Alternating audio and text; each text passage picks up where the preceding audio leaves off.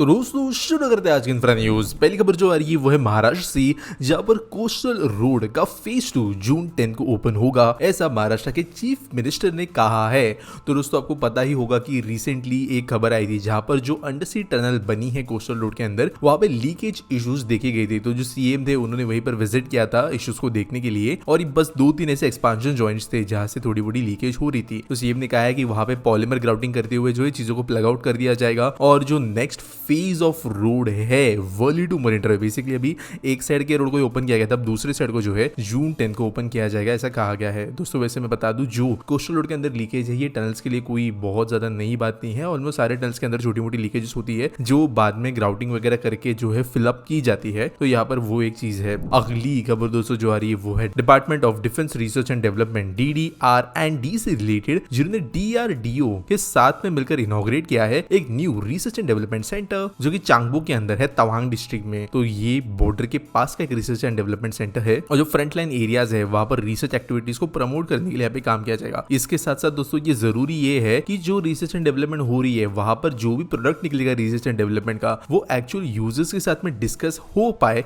इसके लिए भी इसकी लोकेशन जरूरी है। बेसिकली तेजपुर, तेंगा, कई सारे मिलिट्री स्टेशन है तवांग के पास में। तो जो हाई लेवल मिलिट्री ऑफिसर्स है, सीनियर ऑफिसर्स है पैरामिलिट्री फोर्सेस के, इंडियन आर्मी के, वो एंगेज हो पाएंगे DRDO के जो रिसर्चर्स है उनके साथ में अपनी रिक्वायरमेंट हर चीज के अंदर अगर कोई टेस्टिंग करनी है तो वो सब चीजें जो है इजीली हो पाएगी। पहले ये चीजें करना थोड़ा डिफिकल्ट था, लेकिन अब ये हो पाएगा। अगली खबर दोस्तों डिपार्टमेंट ऑफ टेलीकम्युनिकेशन से रिलेटेड, जिन्होंने आइडेंटिफाई किए हैं 600 लैंड पार्सल्स जहां पर BSNL की बिल्डिंग्स है और MTNL की बिल्डिंग्स है, जहां पर इनका अब सेल कर दिया जाएगा। तो दोस्तों आप जानते होंगे कि जो BSNL जो है ये one of the most inefficiently run organisation से PSUs है। बड़े नुकसान में ये होती है, हजारों करोड़ का नुकसान हर साल कराती है। बहुत ही ज्यादा एम्प्लॉइज जो बेनिफिट्स के साथ में यहाँ पे काम काइंड ऑफ नहीं करते, वो यहाँ पर अभी एम्प्लॉयड है। तो यहाँ पर इसका रिवैम्प करने का काम चल रहा है। अब पैसे इकट्ठा करने हैं यहाँ पर, जो प्लान रखा गया है रिवैम्पिंग के लिए। तो 600 ऐसे लैंड पार्सल्स आइडेंटिफाई किए गए हैं जो अभी नीडेड नहीं है BSNL को, और इनको बेचा जाएगा। यहाँ पे गवर्नमेंट को उम्मीद है कि इसकी वजह से 20,000 करोड़ रुपए गवर्नमेंट उठा पाएगी, जो कि रीऑर्गेनाइजेशन के दौरान काम में आएंगे देश भर में से बेचे जाने वाले पार्सल्स के साथ। अगली दोस्तों जो खबर आ रही है वो है Ahmedabad Gandhinagar gift city tri city से रिलेटेड, और फेज 2 ऑफ मेट्रो जो एक 28 किलोमीटर की मेट्रो है मोटेरा से लेके महात्मा मंदिर तक, जो कि बेसिकली गिफ्ट सिटी से होते हुए जाती है, इसका अभी काम ऑलमोस्ट कंप्लीट हो गया है और जल्दी टेस्टिंग शुरू हो जाएगी। दोस्तों अगर शहर अहमदाबाद की सबसे देखे तो बहुत ज्यादा मेट्रो यहाँ पर अप्रूव कर दी गई थी, और बेसिकली गिफ्ट सिटी के अंदर जो मेन प्रॉब्लम है कनेक्टिविटी विद अहमदाबाद का, वो इसकी वजह से रिजॉल्व होगा। अगली खबर दोस्तों जो आ रही है वो है देश के पहले एविएशन गैलरी से रिलेटेड, जहां पर पुणे में मौजूद श्री संघ चालक बाबा साहेब देवरस एविएशन गैलरी जो शिवाजी नगर गांवठान में मौजूद है, इसे पब्लिक के लिए ओपन कर दिया गया है। बेसिकली यहाँ पर ये जो एविएशन गैलरी है, यहाँ पर aeronautical engineering, flight attendant training, air traffic controller, pilots, इन सब के बारे में जो अलग अलग जॉब अपॉर्चुनिटीज होती है उनके बारे में बताया जाएगा। यहाँ पे जो है एरोनॉटिक्स के बारे में अवेयरनेस स्प्रेड करने का काम करेगी, और ये काइंड ऑफ एक फर्स्ट इनिशिएटिव जैसे साइंस सेंटर्स वगैरह होते हैं, ये काइंड ऑफ एविएशन में फोकस्ड वाला है, ऐसे आप कह सकते हो, जहाँ पर प्रैक्टिकली डेवलप करने के लिए भी और actual job opportunities and markets के हिसाब से भी जो है चीजें अवेलेबल होगी। अगली खबर दोस्तों जो आ रही है वो है deputy chief project manager for signals and telecommunication south western railway से रिलेटेड, जहाँ पर गति शक्ति इनिशिएटिव के अंतर्गत इन्होंने ऑर्डर किए हैं ई-टेंडर्स एक फीजिबिलिटी स्टडी करने के लिए, और ये बेसिकली इसलिए है ताकि एक एग्जिस्टिंग रेलवे लाइन को जो है थोड़ा अलाइनमेंट चेंज करके बनाया जा सके, क्योंकि इसकी वजह से जो मैसूर एयरपोर्ट का एक्सपांशन है वो करने में थोड़ी दिक्कत आ रही है। तो कई एयरपोर्ट्स के साथ मैसूर एयरपोर्ट जो है वो भी बड़ा हो रहा है,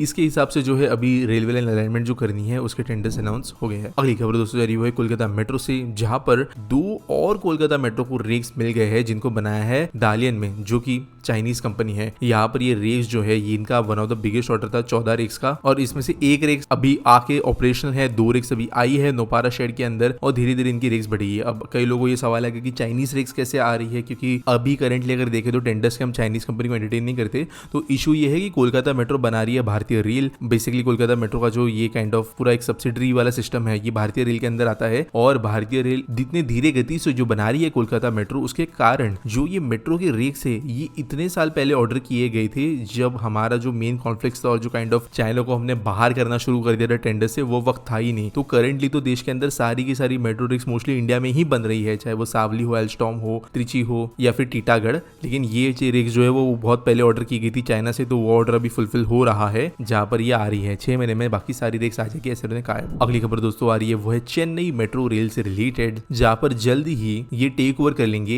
MRTS को। बेसिकली एक DPR बनाएंगे और एक MRTS स्टेशन कैसे बननी चाहिए, कैसे होनी चाहिए, वैसा यहाँ पर काइंड ऑफ एक अरेंजमेंट बनाया जाएगा। तो दोस्तों यहाँ पर इसके अंदर मेन काम जो होगा वो होगा MRTS स्टेशन को रीडेवलप करना, रिवैम्प करना। तो ये दोस्तों एक मेरे सबसे अच्छा इनिशिएटिव है, क्योंकि एक प्रॉपर्ली रन ऑर्गेनाइजेशन जो है किसी क्रम्बलिंग डिपार्टमेंट को संभालने का काम कर सकती है। अगली खबर दोस्तों ये हैवेल्स इंडिया से रिलेटेड, जिन्होंने शुरू कर दिया है USA के अंदर मेड इन इंडिया प्रोडक्ट्स बेचना। तो यहाँ पर made in India air conditioners, cables, lighting products, luminaries ये बेचना शुरू किया है। इसकी वजह से ये पहला भारतीय इलेक्ट्रॉनिक मैन्युफैक्चरिंग बन गया है जो अपने ब्रांड नेम के अंतर्गत USA में सामान बेच रहा है। इनका वैसे 1000 करोड़ का इन्वेस्टमेंट प्लान है इसी चीज के लिए, जहां पर ये नई कैपेसिटीज भी बढ़ा रहे हैं, केबल्स, रेफ्रिजरेटर्स, लाइटिंग फैंस बनाने के लिए जो अमेरिकन स्टैंडर्ड्स के हिसाब से बने होंगे, और वहां पर ये जो है इनको बेचेंगे। अगली खबर दोस्तों आ रही है central board of indirect taxes and customs से रिलेटेड, जहां पर ये डिसाइड किया गया है कि जो सारा का सारा GST डेटा होता है, चाहे वो किसी भी लेवल का हो, और जो टैक्सेस वाला इनडायरेक्ट टैक्सेस वाला डेटा है वो जो है वो कंबाइन किया जा सके। इसकी वजह से होगा ये कि अगर कहीं डिस्क्रिपेंसी है, कहीं पर अगर दिख रहा है कि इनडायरेक्ट टैक्स कट रहा है लेकिन GST के अंदर उसका रजिस्ट्रेशन हुआ नहीं है, ऐसे जो लूप होल्स है फ्रंट एंड बैक एंड दोनों तरफ से जो है डिटेक्ट किए जा सकेंगे, जिसके ऊपर बाद में ऑब्वियसली चार्ज और चर्चा हो सकती है। अगली खबर दोस्तों ये इंडिया के अंदर किए गए एक सक्सेसफुल टेस्टिंग से रिलेटेड, जहां पर सक्सेसफुली टेस्ट फायर कर लिया गया है एक air surface anti radiation missile, और इसको लॉन्च किया गया एक सुकोई 30 MKI फाइटर जेट से। तो इसका नाम है Rudram 2 anti radiation supersonic missile, और DRDO ने उसे डेवलप किया है। यहाँ पे ट्रायल के जो ऑब्जेक्टिव्स थे उसको मीट कर लिया गया, चाहे प्रोपल्शन हो, कंट्रोल हो, गाइडेंस एल्गोरिदम वगैरह हो, सब चीजें सही से हुई है। तो एक और अचीवमेंट हमारे DRDO के लिए। अगली खबर दोस्तों आ रही है नासिक के ओझर एयरपोर्ट से रिलेटेड, जहां पर फाइनली एयर कार्गो सर्विसेज शुरू हो गया है। तो दोस्तों ओझर जो है एक बहुत बड़ा एविएशन हब बन रहा है, इसके ऊपर एक डिटेल वीडियो भी मैं बनाऊंगा। और यहाँ पर अभी ओझर का जो एयरपोर्ट जो पिछले कई सालों से काइंड ऑफ यूजलेस था, बाद में यहाँ पे पैसेंजर फ्लाइट शुरू हुई और अभी यहाँ पे कार्गो फ्लाइट ऑपरेशंस भी शुरू हो गए हैं। यहाँ पे इंडिगो एयरलाइंस मेनली स्पीयरहेड कर रहे हैं इस चीज को, और यहाँ पे करेंटली अगर डेस्टिनेशंस की बात करें नासिक से, तो दिल्ली, इंदौर, हैदराबाद, अहमदाबाद, नागपुर, गोवा, यहाँ पे फ्लाइट्स जाती है। अब ये जरूरी इसलिए है क्योंकि नासिक में हाई वैल्यू एग्रीकल्चरल प्रोड्यूस बड़े लेवल पे बनता है, जो एक्सपोर्ट क्वालिटी के अंगूर होते हैं, कई सारे फ्रूट्स होते हैं, स्ट्रॉबेरीज,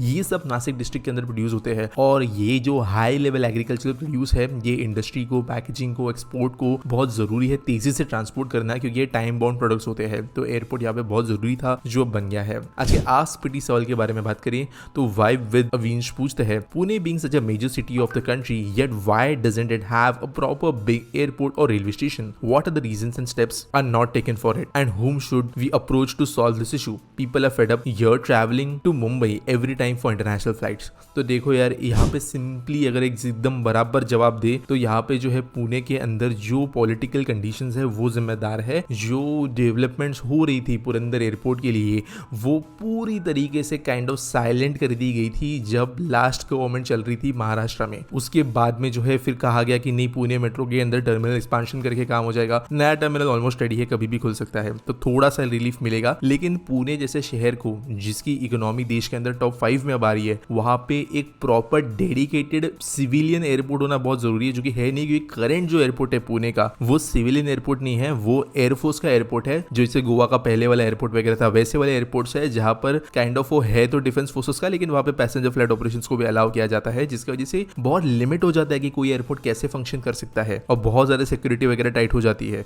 तो यहाँ पर पुणे में एयरपोर्ट बनना है, प्लान्स है, लेकिन करेंटली गवर्नमेंट इन चीजों पे इतनी सीरियस नजर नहीं आती। सेकेंडली जो नवी मुंबई इंटरनेशनल एयरपोर्ट है, इसको काइंड ऑफ एन सोल्यूशन देखा जा रहा है फॉर पुणे ऑल्सो, क्योंकि ये मुंबई पुणे एक्सप्रेस के पास है, तो काइंड ऑफ 2.5 घंटे में लोग पहुंच जाएंगे पुणे से नवी मुंबई एयरपोर्ट के लिए। और इसलिए कुछ लोग जोक में भी बोलते हैं कि नवी मुंबई एयरपोर्ट जो है वो मुंबई एयरपोर्ट नहीं है, वो मुंबई पुणे दोनों का एयरपोर्ट है। और यहाँ पे अगर किसी को अप्रोच करना है तो ऑब्वियसली एयरपोर्ट जो है वो सिटी लेवल का प्रोजेक्ट नहीं होता है, वो एक नेशनल लेवल का प्रोजेक्ट होता है, स्टेट लेवल का प्रोजेक्ट होता है। तो यहाँ पर जो MLA और MP है ये अप्रोचेबल लोग होते हैं। यहाँ पर अब जो लोकल म्युनिसिपल बॉडीज है उनका यहाँ पर योगदान नहीं है। हाँ, हालांकि जब जमीन की बात आएगी, एक्चुअल कंस्ट्रक्शन की बात आएगी, परमिशन की बात आएगी, तब की है, लेकिन उस प्रोजेक्ट को जो है एक्चुअल में शुरू करना यहाँ पर जो है स्टेट गवर्नमेंट और सेंट्रल गवर्नमेंट का ही बड़ा रोल है। और जो पॉलिटिशियंस उस लेवल पे एक्टिव है उनसे अकाउंटेबिलिटी यहाँ पर मांगने की जरूरत है। पुणे काइंड ऑफ वो शहरों में से है जहाँ पर अकाउंटेबिलिटी जल्दी मांगते ही नहीं, लोग यूज्ड हो जाते हैं। जिससे वो मुंबई स्पिरिट वाला हरकत हो गई थी, मुंबई के अंदर कुछ भी हो जाए सहन कर लो, वो सिमिलर चीज पुणे में हो रही है। हालांकि हमने पिछले कुछ दिनों में देखा कि लोगों का रिएक्शन चीजों पे अब आ रहा है, लेकिन फिर भी बड़े लेवल पे ये चीजें नहीं हो रही।